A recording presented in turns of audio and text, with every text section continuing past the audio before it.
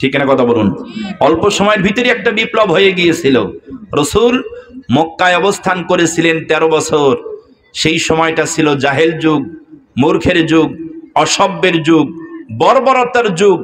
যেই যুগে আমার রাসূল একার পক্ষে কালিমার দাওয়াত দিয়ে বিপ্লব ঘটানো খুব কঠিন ছিল, অথচ আমার নবী একাই গোটা তাওহীদের পক্ষে এবং বাতিলের বিপক্ষে আমার রাসূল একাই লড়েছিলেন ওই সময়। ঠিক না কথা বলুন? আমার রাসূল একা ছিলেন ওই সময়, কালিমার দাওয়াত দিয়েছিলেন। রাসূল গোপনে গোপনে 3 বছর, প্রকাশ্যে হয়ে গেল রাসূল, ও রাসূল গোপনে আর দিয়েন না, এবার প্রকাশ্যে লাগান। রাসূল প্রকাশ্যে শুরু করে দিলেন কালিমার দাওয়াত। যখনই প্রকাশ্যে দেয়, বাতিলেরা আমার রাসূলকে বাধা দেয়, কিন্তু বাধা দিয়ে লাভ হয় না। বাধা যত দেয় বেশি, ইসলামের পক্ষে মানুষেরা আসে তত বেশি। ঠিক না কথা বলুন? ঠিক না কথা বলুন? বাধা যত দিবেন ইসলামের বিপক্ষে, ইসলামটাকে দাবিয়ে দেওয়ার জন্য, ইসলামটাকে স্তব্ধ করে দেওয়ার জন্য এই দুনিয়াতে যত চক্রান্ত আর বাধা দিবেন, আমার আল্লাহ পাক এই দুনিয়াতে তত পৃথিবীর জমিনে কোরআনুল কারীম, ইসলাম আরো বিস্তার করে দিবেন। জোরে বলুন সুবহানাল্লাহ, জোরে বলুন সুবহানাল্লাহ। আমার রাসূলকে কম নির্যাতন করে নাই ওরা। আমি যদি একটা একটা করে বর্ণনা করতে থাকি, আপনারা খালি শুনতেই থাকবেন আশা করা যায়। আমার রাসূল কালিমার দাওয়াত দিচ্ছিলেন, আমার রাসূলকে ওরা কষ্ট দেওয়া শুরু করে দিল। যখনই আমার রাসূল প্রকাশ্যে কালিমার দাওয়াত দিলেন, ও রাসূলকে বাধা দিয়া রাসূলের মুখে পাথর মারতে ওরা চায়। আবুল আহাব পাথর মেরে রাসূলকে শেষ করে দিতে চায়। আল্লাহ পাক আয়াত নাজিল করে ধ্বংস করে দিলেন। সুবহানাল্লাহ বলেন। ধ্বংস করতে পারলেন না রাসূলকে। শেষ পর্যন্ত 2 জন দুষ্টু কাফের একদিন পরামর্শ করতেছে যে কি করা যায় বলো দেখি, এত চক্রান্ত করলাম মুহাম্মাদের বিরুদ্ধে, আমরা তো কিছুই করতে পারি না, একে শেষ করা যায় কিভাবে? দেখেন তাদের পরিকল্পনা। ওরা বলতেছে মুহাম্মদকে শেষ কিভাবে করা যায়, এই একটা আমাদেরকে পরামর্শ দাও। 2 জন দুষ্টু কাফের পরামর্শ করতেছে। হঠাৎ করে তাদের চোখে পড়ে গেল আমার রাসূল ওই দিন কাবার চত্বরে দাঁড়িয়ে একা একা নামাজ পড়তেছিলেন। তাদের চোখে পড়ে গেল, ওই যে দেখো মুহাম্মদ আজকে কাবার চত্বরে দাঁড়িয়ে একা একা নামাজ পড়তেছে, সুযোগ আজকেই চলে যায়, আজকেই তাকে দুনিয়া থেকে বিদায় করে দিতে হবে। তার সাথে সাহাবী একজনও নাই, সে একা আছে, আজকে সুযোগ, দুনিয়ায় কেউ নাই তার সাথে, আমরা তাকে 2 জন দুনিয়া থেকে বিদায় করে দেব। কিভাবে বিদায় করে দেওয়া যায়? তারা পরামর্শ করলো, দেখো মুহাম্মাদের কাঁধে একটা বাড়তি চাদর দেখা যাচ্ছে, ওই চাদরটা দিয়েই মুহাম্মদ যখন সিজদায় যাবে, চাদরটা 2 জন 2 দিক থেকে তুলে মাঝখান দিয়ে একেবারে গলায় ফাঁস লাগায়া দুনিয়া থেকে বিদায় করে দিতে হবে। পরিকল্পনা হয়ে গেল। আমার নবীজি নামাজে দাঁড়িয়ে আছেন, এইদিকে 2 জন দুষ্টু কাফের এই পরামর্শ যখন করে ফেলেছেন, আমার বন্ধুগণ, নবীজি আমার সিজদায় যখন চলে গেলেন, 2 জন দুষ্টু কাফের দৌড়ে চলে আসলো। দৌড়ে এসে নবীজির 2 কাছে দাঁড়ায় গেল। 2 কাছে দাঁড়িয়ে গিয়ে আমার নবীজির গলা নিচ দিয়ে এক পাশের চাদর আর এক পাশে ঢোকায় দিয়ে 2 জন 2 দিক থেকে টানা শুরু করে দিয়েছে। 2 দিক থেকে যখন টানা শুরু হয়ে গেল, আমার নবীজির কণ্ঠনালীতে ফাঁস লেগে গেল। নবীজির কণ্ঠনালীতে যখন ফাঁস লেগে যায়, আমার প্রিয় বন্ধুগণ, এমন সময় নবীজির কণ্ঠনালীতে ফাঁস লেগে যাওয়ার কারণে আল্লাহর নবী আরো কথা বলতে পারে না, দমটা বন্ধ হয়ে যাচ্ছিল, নবীজির শক্তি হারিয়ে যাচ্ছিল। কারণ হলো, কোন ব্যক্তির গলায় যখন ফাঁসটা লেগে যায়, ওই ব্যক্তির শরীরে কিন্তু কোনো শক্তি আর কাজ করে না। কথা বলুন ঠিক কিনা? যার কারণে নবীজির কণ্ঠে ফাঁস লেগে যাওয়ার কারণে নবীজির শরীরে শক্তি নাই, শক্তি হারিয়ে গেছে। আমার নবীজি কাউকে ঠেকাবে, নবীজির শক্তি নাই, ঠেকাইতে পারে না। কাউকে ডাকবে, নবীজির শক্তি নাই, ডাকতেও পারে না। ওরা জোরে জোরে টান দিতেছি, সাহাবায়ে কিরাম আসার আগে মুহাম্মদকে জন্মের মতো শেষ করে দিতে হবে। আমার বন্ধুগণ, এরকম ভাবে যখন টানছে, নবীজির কণ্ঠনালী একেবারে শুকায় যাচ্ছে, নবীজির দম বন্ধ হয়ে যাচ্ছে। আল্লাহর নবীজির জিহবা মোবারক গলার ভিতর থেকে বের হয়ে যাচ্ছে।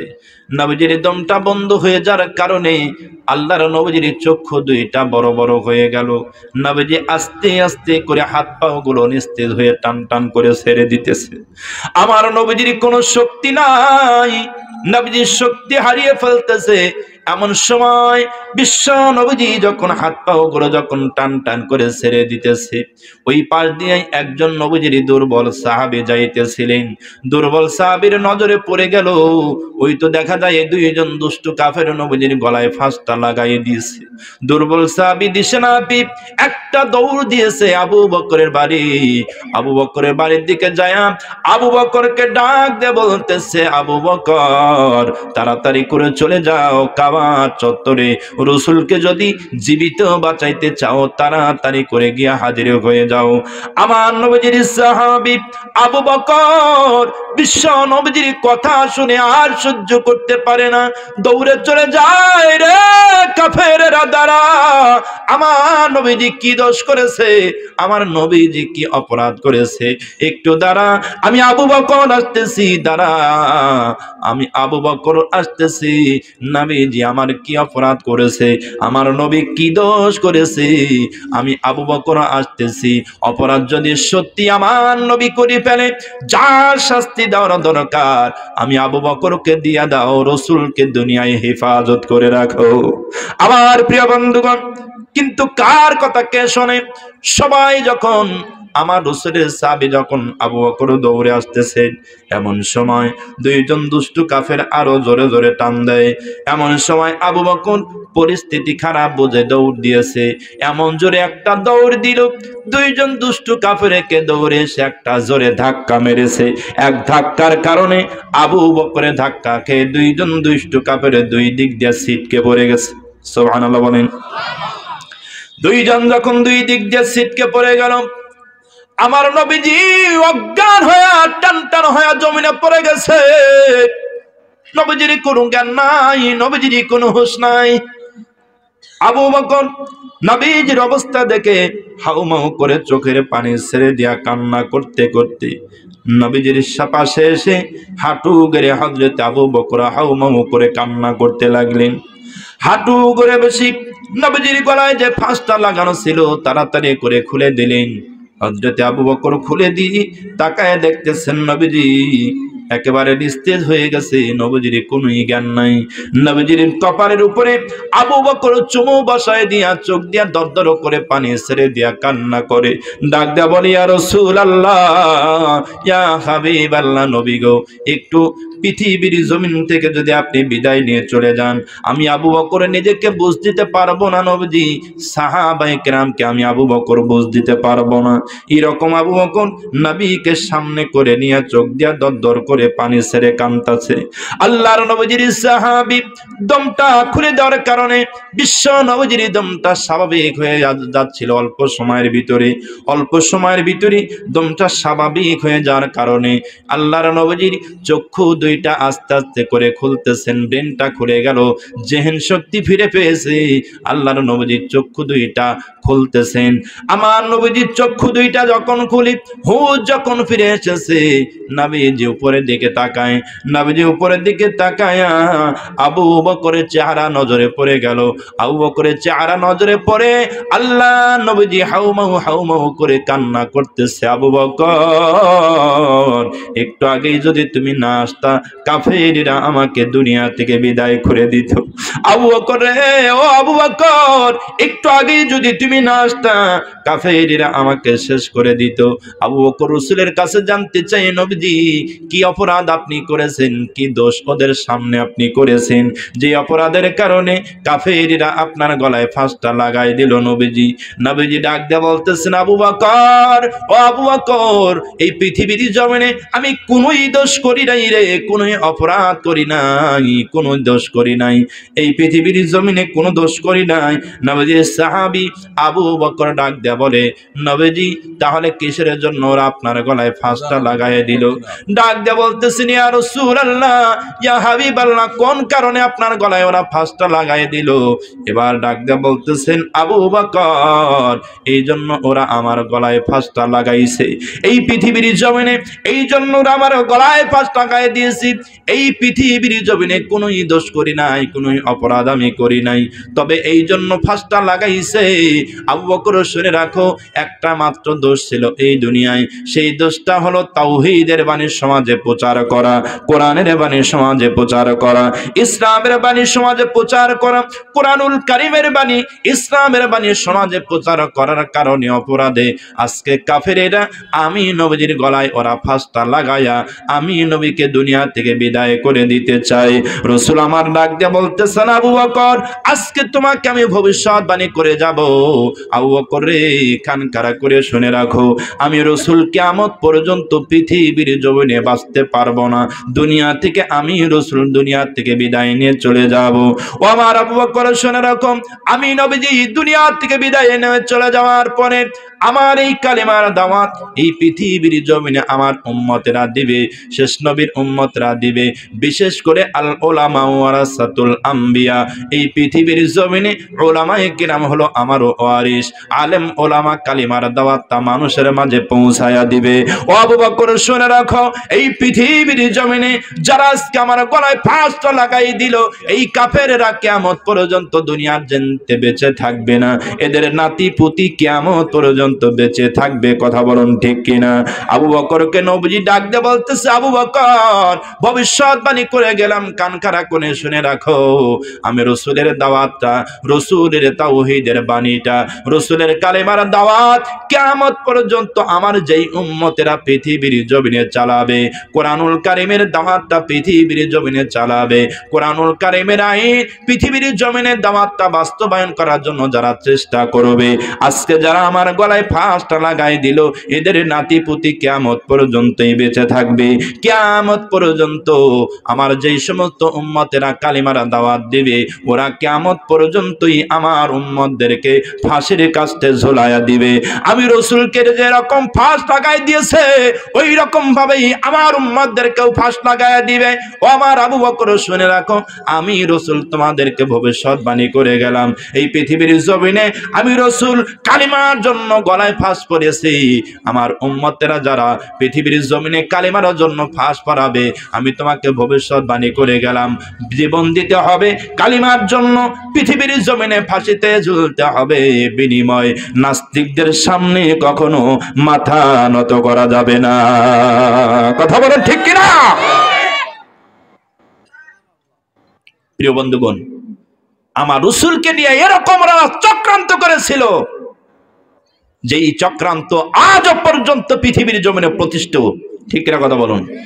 আজ পর্যন্ত এখনো আছে যারাই আমার রাসূলের কালিমার দাওয়াত, কোরআনুল কারীমের দাওয়াত, রাসূলের আদর্শ এই পৃথিবীর জমিনে বাস্তবায়ন করতে চায়, তাদেরকে জেল, জরিমানা, জুলুম, নির্যাতন, নিপীড়ন, এমনকি ফাঁসির কাঠ পর্যন্ত ঝোলাই দিয়েছে। ঠিক কিনা কথা বলুন? জোরে বলুন ঠিক কিনা? এটা তো পুরাতন কথা নয়, নতুন কথা নয়, এটা পুরাতন কথা। রাসূল এটা আমাদেরকে বলে দিয়েছেন, কালিমার জন্য এরকম হবেই।